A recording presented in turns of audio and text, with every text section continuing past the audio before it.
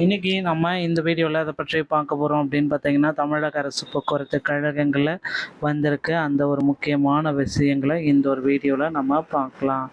தமிழக அரசு போக்குவரத்து கழகத்தில் டிரைவர், கண்டக்டர் இந்த 2 பணியிடங்களை அதிக அளவில் எடுக்க போகிறாங்க. இதற்கான டிரைவர் கம் கண்டக்டர் இந்த நோட்டிஃபிகேஷன் டிஎன்எஸ்டிசியில் இந்த டிசிசி அப்படின்னு சொல்லக்கூடிய நோட்டிஃபிகேஷன் டிஎன்எஸ்டிசியில் எப்பொழுது வரும்? தமிழக மக்கள் போக்குவரத்து கழகத்தில் இலவச பயணம், மகளிருக்கு வெற்றி பயணம் திட்டத்தை முதல்வர் விஜய் எப்பொழுது தொடங்க இருக்காரு? ஸோ போக்குவரத்து கழகம் டிஎன்எஸ்டிசியில் நீங்கள் ஜாயின் பண்ண என்னென்ன வேணும், டிரைவிங் லைசன்ஸ் மற்றும் கண்டக்டர் லைசன்ஸ் எடுப்பது எப்படி, யார் யாரெல்லாம் எடுக்க தகுதியானவர்கள், எந்த வயது வர்த்திகம் பார்க்கலாம். தமிழக அரசு போக்குவரத்து கழகத்தில் தற்சமயம் 3000க்கும் மேற்பட்ட இவி பேருந்துகளை கொள்முதல் செஞ்சுருக்காங்க. 1000 பேருந்துகள் அதில் ஏசி பேருந்துகளாக கொள்முதல் செஞ்சுருக்காங்க. ஸோ இங்கேயே மொத்தம் பார்த்திங்கன்னா ஒரு 4000 பேருந்துகள். So driver cum conductor already வேக்கன்சிஸே வந்து பார்த்திங்கன்னா 20,000 பேர் பக்கம் இருக்காங்க.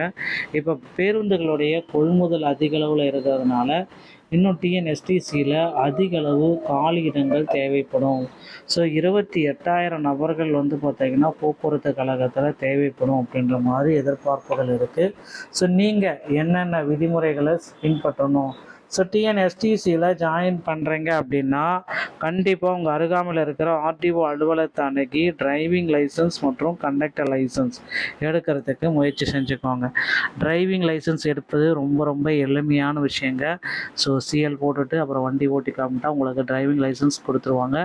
ஆனால் கண்டக்டர் லைசன்ஸ் அப்படி எடுக்க முடியாது. சில முரண்பாடுகள் இருக்குது. போக்குவரத்து கழகத்தில் தற்சமயம் வந்து பார்த்தீங்கன்னா கண்டக்டர் லைசன்ஸ் எடுக்கணும் அப்படின்னா தமிழ்நாடு திறன் மேம்பாட்டு கழகத்தை அணுகி முதலுதவி சான்றிதழை பெற்ற பிறகு தான் உங்களால் கண்டக்டர் லைசன்ஸு வாங்க முடியும்.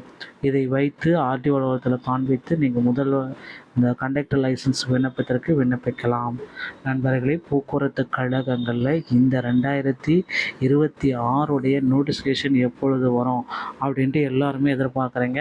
ஸோ நிச்சயமாக போக்குவரத்து கழகத்தில் இந்த நோட்டிஃபிகேஷன் இன்னும் ஒரு சில வாரங்களில் கண்டிப்பாக இந்த ஜூலை இந்த ஆகஸ்ட் மாதம் இறுதிக்கட்ட வாரத்தில் கிடைத்துவிடும் அப்படின்றது எல்லோருமே எதிர்பார்க்குறோம். கண்டிப்பாக போக்குவரத்து கழகத்தில் புதிய நியமனங்கள் நடந்துவிடும் அப்படின்ற மாதிரி எதிர்பார்ப்புகள் அதிகரிக்குதுங்க. ஸோ நீங்கள் என்ன பண்ணணும் அப்படின்னு பார்த்தீங்கன்னா, போக்குவரத்து கழகத்தில் ஜாயின் பண்ணணும். அருகாமையில் இருக்கிற ஆர்டிஓ அலுவலகத்தை அணுகி டிரைவிங் லைசன்ஸ் மற்றும் கண்டக்டர் லைசன்ஸை பெற்று வைத்துக் கொள்ளுங்கள்.